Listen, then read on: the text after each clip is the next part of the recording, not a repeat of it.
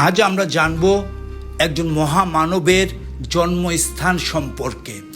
লেখক গবেষক ঢাকা বিশ্ববিদ্যালয়ের অধ্যাপক ডক্টর মাহবুবুর রহমান লিটু, যার বেড়ে ওঠা ও জন্ম বিক্রমপুরে, ইতিহাসের সাথে সংযোগ ঘটাতে তিনি 2017 সালে পরিবারের সদস্যদের নিয়ে দেখতে যান একজন মহাপুরুষের জন্মভিটা। সেই মহাপুরুষ মহাজ্ঞানী শ্রীজ্ঞান অতীশ দীপঙ্কর। তার পরিবারের সদস্যদের সাথে তিনি নিয়ে যান মা জাহানারা ইসলাম, সহধর্মিণী রাশিদ আক্তার সাথী, বড় ছেলে ফুয়াদ রহমান তেপান্তর, ছোট ছেলে আদিয়ান রহমান রূপান্তর। এই ঘুরে দেখার সময় এলাকাবাসীর সাথে তারা কথা বলেন। তারা জানতে চান যে এই জন্মস্থান সম্পর্কে এলাকাবাসী কি জানে। তবে তারা দেখতে পান এলাকাবাসী জন্মস্থান নিয়ে খুবই গর্ব করে, কিন্তু অতীশ সম্পর্কে খুব বেশি কিছু তারা জানেন না। তখন এই গবেষকের মা তাকে বলেন, এই মাটির সন্তান হিসাবে অতীশকে নিয়ে কিছু করতে হবে, গবেষণা করতে হবে। আসলেই প্রাচীন বাংলার হৃদয়ে যেখানে নদী ভূমিকে বিছিয়ে দেয়, প্রজ্ঞা মাটিতে নিঃশ্বাস নেয়, সেখানেই ছিল বিক্রমপুর। শুধু একটি শহর নয়, একটি ঐতিহ্য নয়, একটি ইতিহাস, একটি উৎস। এই মাটি থেকে একজন সাধক, একজন পণ্ডিত, বিশ্বের জন্য আলোর উত্থান ঘটে। তিনি মহাজ্ঞানী অতীশ দীপঙ্কর শ্রীজ্ঞান। তিনি শিশু রাজপুত্র চন্দ্রগর্ভ, এখানে প্রথম আলোর নিচে চোখ খুলেছিলেন, প্রথম আলোর জাগরণের যাত্রা শুরু করেছিলেন।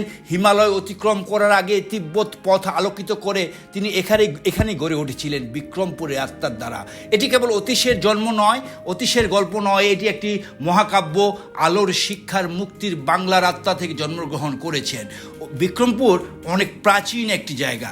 একটি প্রাচীন সংস্কৃত গ্রন্থে শ্লোকে বলা রয়েছে, ব্রহ্মপুত্র মহাতীর্ণ, পূর্বেতে প্রচার, পশ্চিমেতে পদ্মাবতী, বিদিত সংসার, মধ্যেতে বিক্রমপুর, রাজ্য মনোহর, ব্রাহ্মণ পণ্ডিত তাহে, সদ্জ্ঞানী বিস্তর।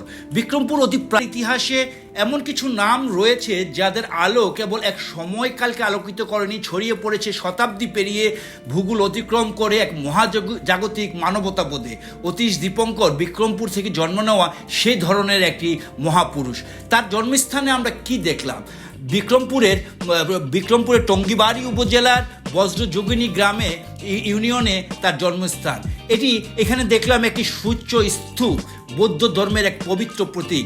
এটি মূলত একটি গম্বুজাকৃতি বা টিলা আকৃতির স্মৃতিস্তম্ভ, যেখানে সংরক্ষিত থাকে পবিত্র অবশেষ। প্রথমে ছিল শুধু মাটির পাথরের স্তূপ, পরে ধীরে ধীরে রূপ নিয়েছে মসৃণ গম্বুজের, চারদিকে ঘেরা হয়েছে রেলিং এবং সুসজ্জিত তোরণ। স্তূপের অর্ধগোলক, যাকে বলা হয় অণ্ড, প্রতীক বিশ্ব ব্রহ্মাণ্ডের ডিম্ব বা পবিত্র পর্বতের। আর গম্বুজের উপরে ছাতার মতো কাঠামো প্রকাশ করে আধ্যাত্মিক শক্তি ও মর্যাদা। স্তূপ প্রদক্ষিণ করা সদা ঘড়ির কাঁটার মতো ডান দিকে, একটি ধ্যান, একটি পূজা, একটি পদক্ষেপের যেন একটি প্রার্থনা। যখন বৌদ্ধ ধর্ম ছড়িয়ে পড়ল পৃথিবীর নানা প্রান্তে, স্তূপের রূপ বদলায় এবং অতীশ দীপঙ্কর একটি নতুন স্তূপের রূপ তৈরি করে। অতীশ দীপঙ্কর স্মারক স্তূপ